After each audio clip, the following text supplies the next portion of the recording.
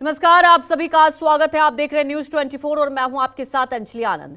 चुनाव आयुक्त चुनने में अब सीजेआई शामिल नहीं होंगे और राज्यसभा के बाद लोकसभा से भी ये बिल पारित हो गया। तो वहीं बुधवार को लोकसभा से पास हुए 3 नए क्रिमिनल लॉ राज्यसभा से भी पास हो गए और इसके साथ ही दोनों सदनों की कार्रवाई अनिश्चितकाल के लिए स्थगित हो गई। संसद का शीतकालीन सत्र समाप्त हो गया, लेकिन सांसदों के निलंबन के खिलाफ कांग्रेस समेत तमाम विपक्षी सांसदों ने विरोध किया और सरकार पर तानाशाही का आरोप लगाया। तो बीजेपी राज्यसभा के सभापति जगदीप धनखड़ की मिमिक्री को जाट समाज का अपमान बताते हुए सड़क पर उतर आई। सभा की कार्रवाई अनिश्चितकाल के लिए स्थगित की जाती है। लोकसभा और राज्यसभा की कार्यवाही अनिश्चितकाल के लिए स्थगित होगी। संसद का शीतकालीन सत्र समाप्त हो गया, लेकिन सत्ता से विपक्ष के सवालों का सिलसिला नहीं टूटा। विपक्षी सांसदों ने संसद से विजय चौक तक मार्च के जरिए आरोप लगाया कि सरकार तानाशाही पर उतर आई और कांग्रेस की ये अंगड़ाई शुक्रवार को सरकार के खिलाफ विपक्ष की साझा लड़ाई में तब्दील हो जाएगी, जब इंडिया गठबंधन जंतर मंतर पर जुटेगा।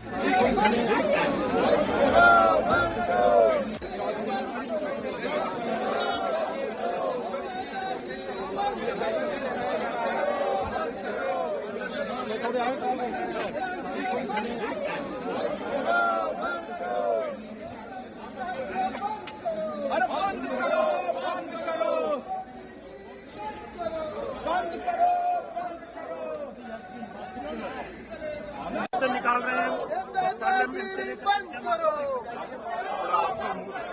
रमन आगे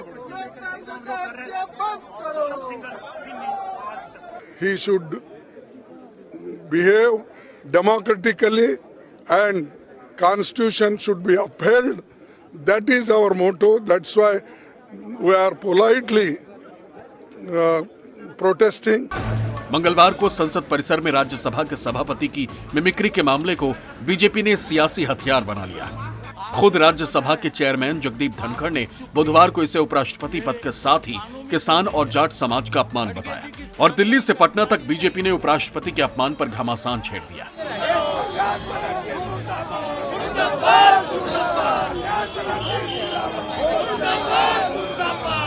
अब बीजेपी के जाट सांसदों ने भी केंद्रीय मंत्री संजीव बालियान की अगुवाई में राज्यसभा के सभापति से मुलाकात कर मिमिक्री करने वाले विपक्षी नेताओं की निंदा की, लेकिन विपक्ष ने सवाल दागा कि क्या लोकतंत्र में सवाल करने का हक भी छीन लिया जाएगा। अगर प्रधानमंत्री और गृह मंत्री सदन में आकर सुरक्षा चौक पर बयान दे देते तो क्या उनका कद छोटा हो जाता? हम तो दिल्ली में आम नागरिक के हैसियत से मैं यहाँ हूँ, मंत्री के हैसियत से मैं नहीं आया। दुख है सबको, गुस्सा है, वो बताने के लिए दिल्ली आए हैं। मांग हमारा समाज कभी करता नहीं।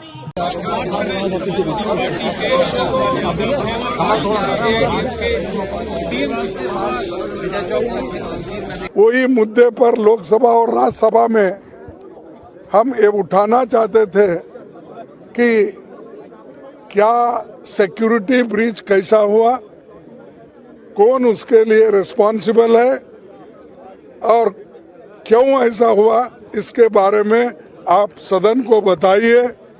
और सदन तो ये देश का बहुत बड़ा पंचायत है।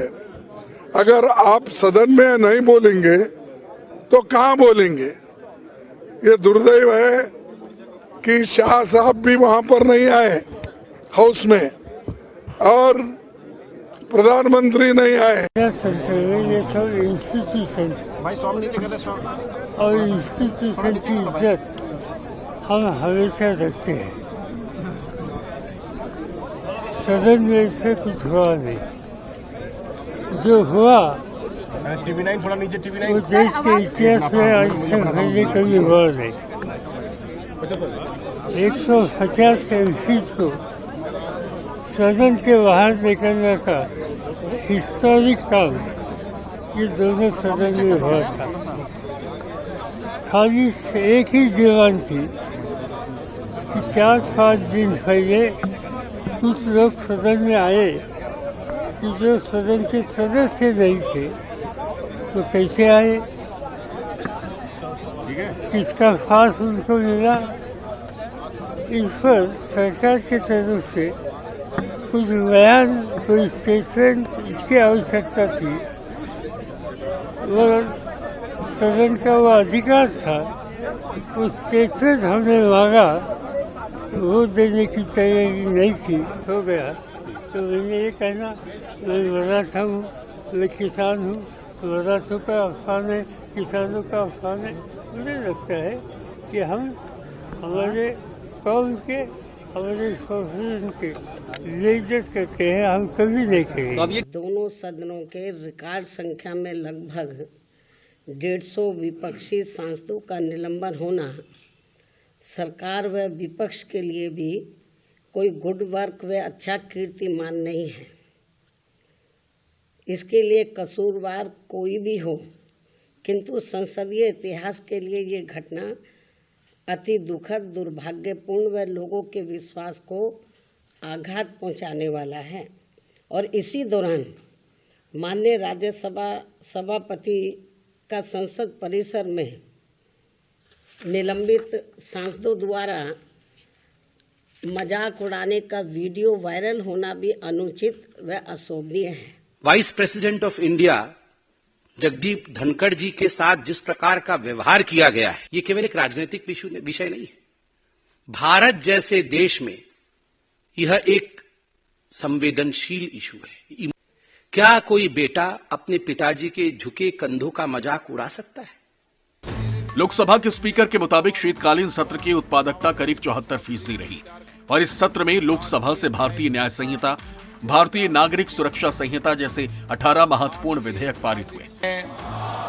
लोकसभा की तरह राज्यसभा के सभापति ने भी कार्रवाई में सहयोग के लिए सदस्यों का आभार जताया, लेकिन सत्र के आखिरी दिन भी लोकसभा से 3 और सांसदों को निलंबित कर दिया गया और दोनों सदनों से निलंबित हुए सांसदों की तादाद 146 हो गई।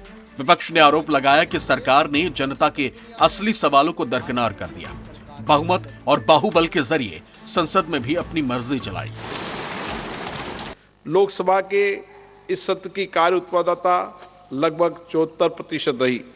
कुल 12 सरकारी विधेयक लोकसभा में पुनर्स्थापित किए गए। सत्र के दौरान कुल 18 सरकारी विधेयक लोकसभा में चर्चा के बाद पारित किए गए।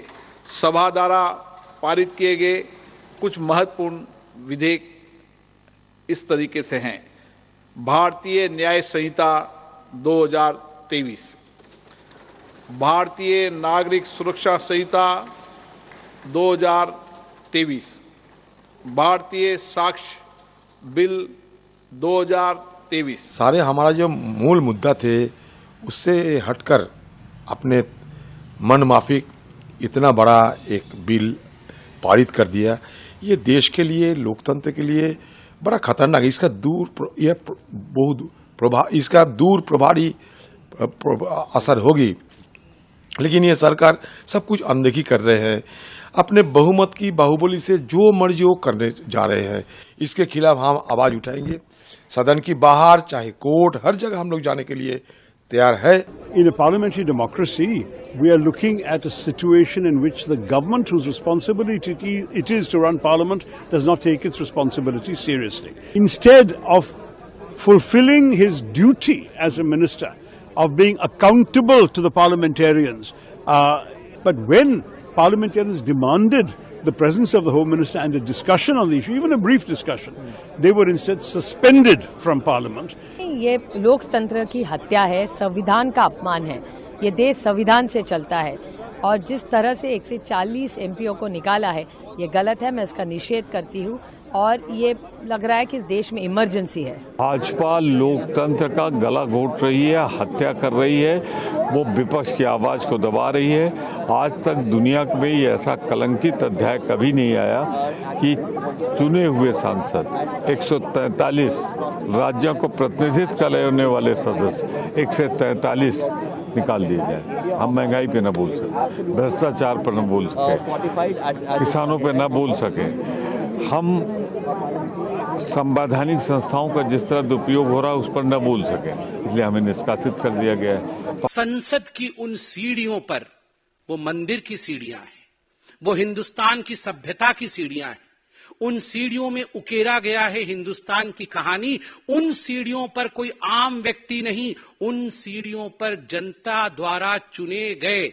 संवैधानिक पदों पर बैठे हुए सांसदों द्वारा जब वाइस प्रेसिडेंट ऑफ इंडिया के साथ, भारत के उपराष्ट्रपति के साथ बॉडी शेमिंग किया जाता है, तो याद रखिए ये केवल वाइस प्रेसिडेंट ऑफ इंडिया, उपराष्ट्रपति भारत की बॉडी शेमिंग नहीं हो रही है, उन तमाम बुजुर्गों की बॉडी शेमिंग हो रही है जो हम अपने घरों में देखते हैं।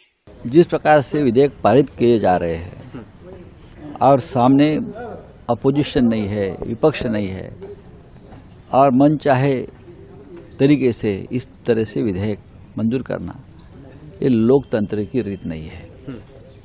लेकिन इस देश में लोकतंत्र नहीं बचा है। 143 सांसदों को जिस बेरहमी से निकाल दिया, कुचल दिया लोकतंत्र को। The way in which the democracy had been killed in the parliament, the voice of opposition has been suppressed in the parliament. This we want to give the message to the country, national level. This is the attitude of this government, dictatorial position. They don't want to be opposition in the government. They want opposition मुक्त parliament. हम 13 तारीख को जो सदन की सुरक्षा में चूक हुई उसकी बात कर रहे थे। 4 मिनट के लिए होम मिनिस्टर आते तो इतना बड़ा जो आपने षड्यंत्र क्रिएट किया है ये होता ही नहीं। देखिए ये बहुत ही शर्मनाक तरीके से आप मुद्दे को डाइवर्ट कर रहे हैं। सबसे पहले तो राहुल गांधी अगर ऐसे करके मोबाइल देख रहे हैं तो क्या उन्होंने वीडियो बनाया? क्या प्रूफ है? क्या उन्होंने वीडियो को कहीं पे फॉरवर्ड किया? उसका क्या प्रूफ है? जब गाजीपुर में किसान और जाट परिवार के किसान बैठे हुए थे, 700 किसानों की डेथ भी हुई और भाजपा वाले कह रहे थे कि इनको लठ मारो हम देख लेंगे, तब ना कोई भाजपा का नेता बोला कि ये जाटों का अपमान है, ना कोई भाजपा का नेता बोला कि ये किसानों का अपमान है। जब हमारे किसान और जाट परिवार की पहलवानें जंतर मंतर में बैठी थी, वो ये डिमांड नहीं कर रहे थे कि हमारी मिमिक्री हुई है तो हम रो रहे हैं। वो ये कह रही थी हमारे साथ सेक्सुअल हरासमेंट हुआ है, तब किसी जाट फैमिली का अपमान नहीं हुआ। देश में हर सांसद की सुरक्षा महत्वपूर्ण है। उपराष्ट्रपति महोदय का मिमिक्री, संवैधानिक पदों पे बैठे हुए व्यक्तियों के प्रति ये भाव, अब ये देश की जनता भी इनको जवाब देगी। राष्ट्रपति महोदय का जो एक किसान का बेटा है, जो एक समाज का बहुत सम्मानित व्यक्ति है, ये किसानों का भी अपमान है, उनके समाज का भी अपमान है। 13 दिसंबर 2023 को जो घटना यहाँ पर हुई, उसमें जिस प्रकार से यहाँ की सिक्योरिटी में दखलंदाजी हुई, जितनी भी ऐसी घटना आज तक हुई है उसमें किसी भी सरकार रही हो, यहाँ तक कि जब 2001 में 13 दिसंबर को टेररिस्ट अटैक हुआ था पार्लियामेंट में, उस समय होम मिनिस्टर अडवाणी जी थे, उन्होंने अपना बयान दिया था, प्रधानमंत्री जी ने बयान दिया था। अरे उसी दिन उनका बयान हो जाता तो व्यवधान ही पैदा नहीं होता। महत्वपूर्ण बिल थे, हम सब उस पर चर्चा करना चाहते थे। उन्होंने अनसुनी की और अनसुनी करने के बाद लोगों का निलंबन प्रारंभ कर दिया। लेकिन पूरे देश में इनके भाषण हो रहे हैं, प्रेस कॉन्फ्रेंस हो रही है, लेकिन सदन में शर्मा रहे हैं। ऐसी क्या भाई, हमसे क्यों घबराते इतने आप लोग? डेमोक्रेसी के बचाने की चर्चा वो लोग कर रहे हैं जिन्होंने डेमोक्रेसी को ध्वस्त किया 1975 में, और एक बार नहीं अनेक बार किया। कांग्रेस पार्टी सहित सभी विपक्षी घमंडिया गठबंधन को ये लग गया है कि उन्होंने उपराष्ट्रपति जी का अपमान करके वो बड़ी गलती कर गए और उसका प्रायश्चित मुझे लग रहा है वो कर रहे हैं। हम लोगों का मांग क्या था? हम लोगों का मांग एक ही मांग था, अमित शाह जी का हाउस में आना है, हाउस में आके स्टेटमेंट देना है पार्लियामेंट्री ब्रीच का बारे में, यही मांग था। ये देने के लिए अमित शाह जी तैयार नहीं है, इसलिए सारे चीज हुआ है। जिस तरह का कुकृत्य कांग्रेस के इंडी गठबंधन के लोगों ने किया है, तृणमूल पार्टी के सांसद के द्वारा किया गया, यह स्पष्ट दिखलाता है किसान विरोधी हैं। किसान नेता को उपराष्ट्रपति बने हुए नहीं देखना चाहते हैं, इसलिए ये लोकतंत्र का मजाक उड़ाने का काम कर रहे हैं। संसद के शीतकालीन सत्र के आखिरी दिन ही लोकसभा चुनाव की तैयारियों में जुटी देश की सबसे पुरानी पार्टी कांग्रेस की कार्य समिति की बैठक हुई, जिसमें पार्टी अध्यक्ष मल्लिकार्जुन खड़गे, कांग्रेस संसदीय दल की नेता सोनिया गांधी, कांग्रेस सांसद राहुल गांधी और कांग्रेस महासचिव प्रियंका गांधी भी शामिल हुई। इस बैठक में भी बतौर अध्यक्ष अपने संबोधन में मल्लिकार्जुन खड़गे ने सांसदों के निलंबन को दुर्भाग्यपूर्ण बताया, तो साथ ही राज्यसभा के सभापति जगदीप धनखड़ पर दलगत राजनीति का हिस्सा बनकर जाति को ढाल बनाने का इल्जाम चस्पा कर दिया। पद की गरिमा गिर गई, किसान समाज को बेइज्जत कर दिया, मेरी जाति को अपमानित कर दिया।